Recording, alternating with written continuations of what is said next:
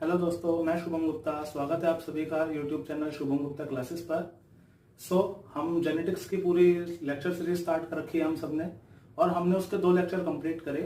First lecture में हमने क्या देखा था कि इंट्रोडक्शन टू जेनेटिक्स देखा, जिसमें हमने पूरा का पूरा हिस्ट्री देखी थी जेनेटिक्स की, कि कौन कौन से साइंटिस्ट आए और कैसे उन्होंने अपना कोशिश करी जेनेटिक्स को बताने की क्या होती है जेनेटिक्स। लेकिन जो सही तरीके से वेल मैनर तरीके से जो समझा पाए वो साइंटिस्ट ग्रीगर जॉर्ज मेंडल, जिन्हें हम फादर ऑफ जेनेटिक्स जानते हैं। मेंडल के बारे में हमने लास्ट क्लास में देखा था सेकंड लेक्चर में, कि उन्होंने किस तरीके से अपनी पढ़ाई करी, किस तरीके से प्रीस्ट बने, उन्होंने पेपर्स पब्लिश करे, क्या क्या उनके सक्सेस होने के रीजंस थे, उन्होंने गार्डन पी प्लांट को ही क्यों चुना था एज एक्सपेरिमेंट मटेरियल। और हमने देखा था कि किस तरीके से उनका बैड लक रहा एक तरीके से, कि वो साइंटिस्ट इतना बड़ा रिजल्ट देने के बाद भी एक पहचान नहीं मिल पाई। वो सब हमने लास्ट क्लास में देखा था। उनके क्या एक्सपेरिमेंट्स थे हम इस वाले लेक्चर के नेक्स्ट लेक्चर में देखते हैं। लेकिन उससे भी पहले, उन एक्सपेरिमेंट्स को समझने से पहले हमको कुछ इंपॉर्टेंट टर्मिनोलॉजी समझनी पड़ेगी। जो कोर कंसेप्ट होता है कहीं ना कहीं जो समझ ही नहीं पाता है कि what is genotype, what is phenotype, gene क्या होता है, एलील किसे कहते हैं। जब तक हम ये सब नहीं समझेंगे तब तक हमको वो एक्सपेरिमेंट्स मोनोहाइब्रिड और डाईहाइब्रिड क्रॉस आगे समझ नहीं आएगा, जिसके ऊपर बेसिकली बहुत इंपॉर्टेंट क्वेश्चंस बनते भी हैं। तो सबसे पहले ये समझते हैं कि ये इंपॉर्टेंट टर्मिनोलॉजीज क्या है, फिर नेक्स्ट लेक्चर में हम पूरा का पूरा मेंडल्स के एक्सपेरिमेंट्स की बात करेंगे। क्लियर? तो देखिए, आज का टॉपिक है इंपॉर्टेंट टर्मिनोलॉजी। और इंपॉर्टेंट टर्मिनोलॉजी में इसमें सबसे पहले अगर मैं बात करूं आपसे जीन क्या होता है। आई थिंक 10th क्लास तक या 12th तक हो सकता है आप लोगों को अभी तक भी ये क्लियर ना हो कि जीन होता क्या है। एक मार्केट में पता नहीं क्या थ्योरी से चलती है, उस थ्योरी इन द सेंस एक तरीके से ये कंसेप्ट चलता है कि जीन जो है क्रोमोसोम्स के ऊपर पाए जाते हैं। मुझे भी लगता है, आई थिंक अगर आप लोगों को ये कंसेप्ट, आप लोगों के पास ऑलरेडी ये कंसेप्ट है कि जीन्स क्रोमोसोम के ऊपर पाए जाते हैं, तो मैं एक बात आप लोगों को क्लियरली बोल दूं कि ऐसा कुछ नहीं होता। जीन्स क्रोमोसोम के ऊपर नहीं पाए जाते हैं, जीन्स उस क्रोमोसोम का ही पार्ट होते हैं। अलग से कुछ ऊपर से उसके ऊपर ऐसा नहीं है कि कोई बिंदु से लगा दी, उसके ऊपर कुछ नहीं पाया जा रहा है। देखते हैं जीन होता क्या, एक्चुअल में जीन क्या होता है, पहले तो ये समझते हैं। क्योंकि जीन वर्ड ही लोगों को क्लियर नहीं होता, वो पूरी की पूरी जेनेटिक्स कंप्लीट कर देते हैं। उनके दिमाग में कहीं ना कहीं डाउट रहता है कि सर ये जीन ट्रांसफर हो कैसे रहा है। हम लोग यही पढ़ते हैं कि कैरेक्टर्स पेरेंट्स ऑफस्प्रिंग में जाते हैं तो वो जीन्स के थ्रू जाते हैं, लेकिन वो जीन है क्या, पहले देखिए। अगर मैं जीन की बात करूं आपसे, तो देखिए, अगर ये पूरा का पूरा है मेरे पास डीएनए, ये डीएनए है, ये डीएनए होने, तो इस डीएनए के बहुत लंबा डीएनए है, इसके ऊपर कोडिंग होगी AGCT, adenine, guanine, cytosine, thymine की न्यूक्लियोटाइड के बेस पेयर्स की कोडिंग होगी इसके ऊपर। कैसे होता है डीएनए का स्ट्रक्चर, चैप्टर नंबर 6 में हम बात करेंगे। जब मॉलिक्यूलर बेसिस देखेंगे इनहेरिटेंस का, तब हम बात करेंगे कैसे डीएनए का स्ट्रक्चर आया। लेकिन डीएनए में, इतने बड़े डीएनए में जीन क्या होता है? जीन होता है, देखिए, इतने बड़े डीएनए के अंदर जो इंफॉर्मेशन जहां पे प्रेजेंट है, फॉर एग्जांपल ये एक इंफॉर्मेशन का पार्ट हो सकता है, ये एक इंफॉर्मेशन का पार्ट हो सकता है। तो इतने बहुत लंबा डीएनए होता है, अराउंड 2 मीटर के अराउंड पूरा का पूरा डीएनए होता है एक सेल के अंदर। तो एक सेल के न्यूक्लियस के अंदर अगर इतना बड़ा डीएनए है, तो उस डीएनए के ऊपर सिर्फ इंफॉर्मेशन कहां पाई जा रही है? इंफॉर्मेशन मतलब डीएनए का वो वाला हिस्सा जो आगे चल के प्रोटीन बनाता है और जो एक्सप्रेस होता है। क्लियर? जो एक्सप्रेस होता है, मैं आप लोगों को एक बात क्लियर करूं, हालांकि हम चैप्टर 6 में डिटेल में देखेंगे कि जीन का जो डीएनए के अंदर जो जीन्स की संख्या होती है वो लेस देन 1% होती है। आप ये लगा लीजिए, अगर 100% पूरा का पूरा डीएनए, उसमें से 1% से भी कम, 1% से भी कम उसका सिर्फ और सिर्फ उसका इंफॉर्मेशन होती है। अदरवाइज जो बाकी का जो डीएनए होता है वो रिपीटेटिव डीएनए होता है, उस पर काम की कुछ इंफॉर्मेशन होती ही नहीं है। ऐसी इंफॉर्मेशन जिसके through eye colour, hair colour, body colour, skin colour, ये सब जो इंफॉर्मेशन प्रेजेंट है, किस तरीके का प्रोटीन बनेगा, वो लेस देन 1% ही है पूरे के पूरे डीएनए पे। तो डीएनए का वो हिस्सा, पूरे डीएनए का वो हिस्सा जिसके ऊपर कुछ इंफॉर्मेशन प्रेजेंट है, उसे कहते हैं जीन। क्लियर हो गया? ऐसा कुछ नहीं है कि अब आप लोग कहोगे सर क्रोमोसोम के ऊपर क्या होता है, जो हमने तो यही पढ़ा है कि क्रोमोसोम के ऊपर जीन पाए जाते हैं। इस इतने बड़े डीएनए को अगर मैं कंडेंस करना शुरू कर दूं, इस इतने बड़े डीएनए को मैं कंडेंस करके छोटे फॉर्म में ले आया और छोटे फॉर्म में ले आया, ये धीरे धीरे धीरे धीरे एक तरीके से क्रोमोसोम की शेप ले लेता है।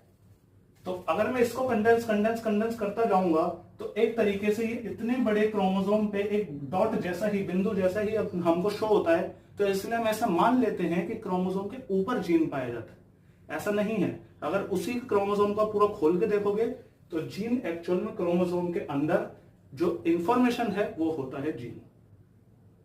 क्लियर हुआ? पूरे के पूरे डीएनए में जहां इंफॉर्मेशन लिखी है जिसकी वजह से प्रोटीन बनता है, transcription translation process, central dogma क्या होता है देखेंगे चैप्टर 6 में। वो जो होता है इंफॉर्मेशन वाला पार्ट उसे कहते हैं जीन। क्लियर? तो देखिए जीन के क्या लिखा है। जीन जो टर्मिनोलॉजी दी थी वो दी थी जॉनसन ने। जोहानसन, ये साइंटिस्ट का नाम आप याद रखेंगे, काफी क्वेश्चंस पूछे जा चुके हैं। जोहानसन ने दी थी। जीन स्मॉलेस्ट हेरिडिटरी यूनिट होती है। जीन से अब इससे भी ज्यादा छोटा, इसका मतलब कंडेंस हो के क्रोमोसोम बना और उस क्रोमोसोम के ऊपर डॉट जैसा स्ट्रक्चर जो दिख रहा है वो जीन है। इससे ज्यादा कंडेंस कुछ होता ही नहीं। तो सबसे छोटी इकाई, सबसे छोटी यूनिट जो ट्रांसफर होती है पेरेंट्स टू ऑफस्प्रिंग, वो है जीन। क्लियर? तो स्मॉलेस्ट हेरिडिटरी यूनिट होगा। पार्ट ऑफ डीएनए है हैविंग इंफॉर्मेशन। देखिए ये जीन की डेफिनेशन कि डीएनए का वो हिस्सा जिसके ऊपर कुछ इंफॉर्मेशन लिखी है उसे कहते हैं क्या? जीन। क्लियर? यह पॉलीमर होता है न्यूक्लियोटाइड का। मतलब डीएनए किससे बना है? न्यूक्लियोटाइड से। Adenine, guanine, cytosine, thymine, AGCT। तो इन्हीं का पॉलीमर जो होता है, इन्हीं के पॉलीमर से क्या बना है? जीन बना है। क्योंकि जीन क्या है? डीएनए का ही तो हिस्सा है। क्लियर? तो अगर आपसे पूछता है कि डीएनए जीन किससे बना है, तो gene is a polymer of nucleotide present on particular locus. एक क्रोमोसोम के पर्टिकुलर लोकस होते हैं, पॉइंट होता है जहां पे जीन ये वाला पाया जाता है, जिससे साइंटिस्ट लोग पहचान लेते हैं कि ये वाला अगर मुझे जीन की स्टडी करनी है तो क्रोमोसोम नंबर 1 पे मिलेगा, 2 पे मिलेगा, 5 पे मिलेगा। ऑलरेडी लोकस उनका फिक्स होता है। ठीक, लोकस होता है। एंड एक पॉइंट, स्टार पॉइंट है ये बायोकेमिकल नेचर। अगर जीन का जिसने पहली बार बायोकेमिकल नेचर बताया था, क्या होता है चैप्टर नंबर 6 में पूरा एक्सपेरिमेंट देखेंगे। 3 साइंटिस्ट आए थे, एवरी, मैक्लियोड, मैककार्टी। ये वाला क्वेश्चन आप अभी के लिए फिलहाल याद कर लीजिए। अगर आपके पास कोई पॉइंट आता है या एमसीक्यू बुक आप सॉल्व करते हैं उसमें आपको कोई पॉइंट मिलता है तो आप टिक कर सकते हैं। इसका हालांकि पूरा का पूरा एक्सपेरिमेंट डिटेल चैप्टर 6 में दे रखा है, molecular basis of inheritance. Clear? तो हमने अभी तक क्या देखा? सबसे पहले हमने देखा जीन।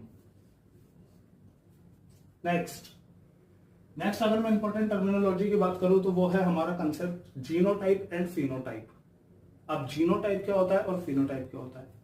देखिए, अगर मेरे पास जीन्स का क्लियर है कि ये जो बन के आया है, मतलब टॉल प्लांट अगर जो मुझे दिख रहा है, तो ऐसा हो सकता है कि उसके जो जीन्स हैं वो कुछ इस तरीके से शो हो रहे हो, कैपिटल टी के फॉर्म में।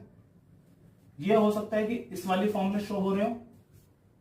ये हो सकता है अगर कोई ड्वार्फ प्लांट है तो ऐसे शो हो रहे हो। तो इट मींस हमको जो दिखता है, मॉर्फोलॉजिकल कैरेक्टर जो हमको दिखता है फिनोटाइप। लेकिन वो जो दिख रहा है, हमने क्लियरली बोला कि प्लांट की हाइट टॉल है या प्लांट की हाइट ड्वार्फ है, छोटा प्लांट है, लंबा प्लांट है। तो हमको जो दिखा सिर्फ मॉर्फोलॉजिकल लेवल पे दिखा। लेकिन अगर उसकी जीन्स की स्टडी करोगे, जीन्स के लेवल पे जाओगे, तो उस जीन का रिप्रेजेंटेशन कैसा है, उस जीन का मेकअप कैसा है। तो अगर वो वाला जीन इस फॉर्म में है तो उसने फिनोटाइप क्या दिया? टॉल का। अगर ये वाला जीन इस वाली फॉर्म में है तो उसने फिनोटाइप क्या दिया? ड्वार्फ का। क्लियर? तो फिनोटाइप तो मॉर्फोलॉजिकल जो हमको दिखता है, लेकिन जीनोटाइप जिस वजह से वो फिनोटाइप हमको दिख रहा है। अब ये क्या है? जिस वजह से हमको प्लांट टॉल दिख रहा है, तो वो क्यों दिख रहा है? क्योंकि उसका जीन कैसा है? उसका जीन कैपिटल टी की फॉर्म में, इस वजह से हमको वो दिख रहा है। तो मैं ये बोल सकता हूं कि फिनोटाइप कहीं ना कहीं डिपेंडेंट है जीनोटाइप पे। बिल्कुल, क्योंकि फिनोटाइप तो वो शो हो रहा है क्योंकि जैसा जीनोटाइप है। तो मेन इंपॉर्टेंट दोनों में क्या हुआ कि जेनेटिक मेकअप कैसा है, जीनोटाइप कैसा है किसी ऑर्गेनिज्म का, तो वो कहलाता है उसका genotype, genetic constituent of organism. और फिनोटाइप कहलाता है morphological representation of genotype. Clear? Morphological जो दिख रहा है वो फिनोटाइप। ठीक, थर्ड हम बात करते हैं एलील। ये एक ऐसा कंसेप्ट है जिसके ऊपर कहीं ना कहीं बहुत बहुत दिक्कत आती है। समझते हैं एक बार एलील क्या होता है। देखिए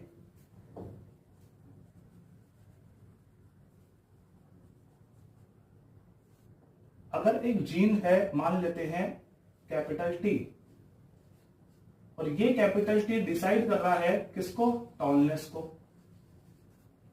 तो इसका मतलब कोई दूसरी जीन भी होती होगी जो ये डिसाइड करेगी कि ड्वार्फनेस कैसी है।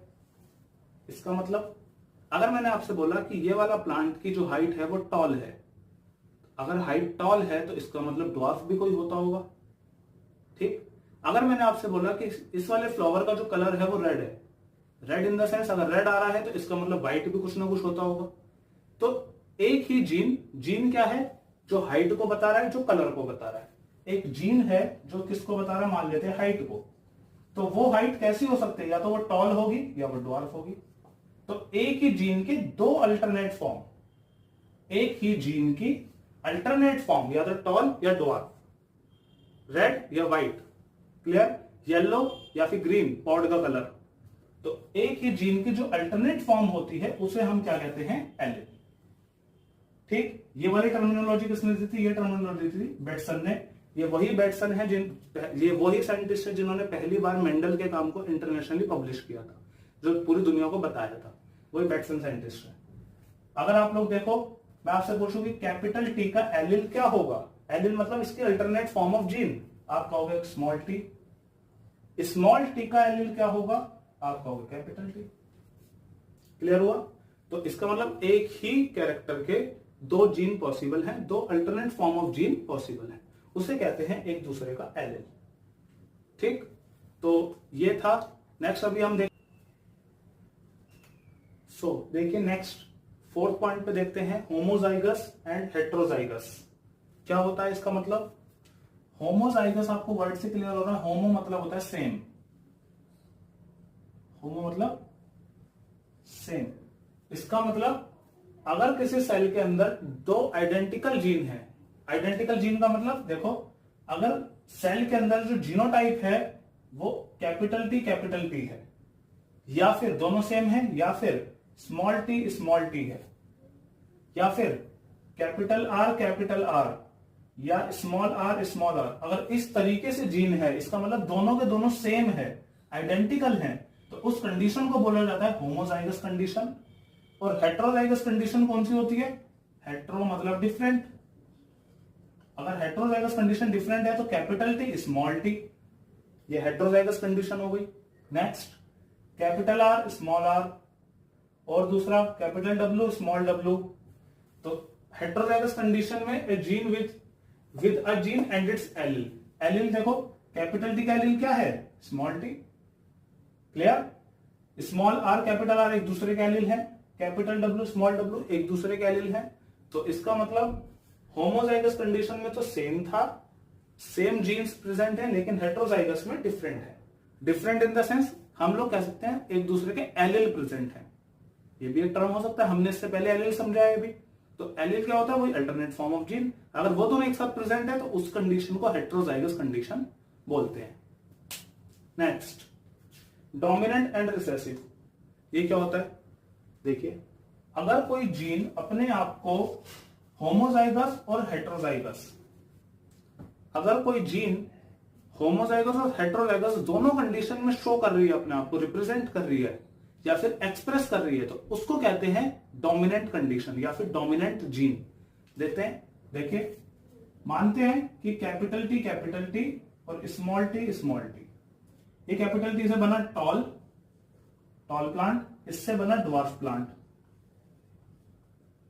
तो अगर इसके गैमेट्स जो बनेंगे वो कैपिटल टी बना, इधर से गैमेट स्मॉल टी बना, तो जब ये गैमेट्स का फ्यूजन हुआ तो कैपिटल टी स्मॉल टी आया, और ये देखा गया कि जो जनरेशन निकल कर आई वो जनरेशन कैसी थी, वो जनरेशन थी टॉल।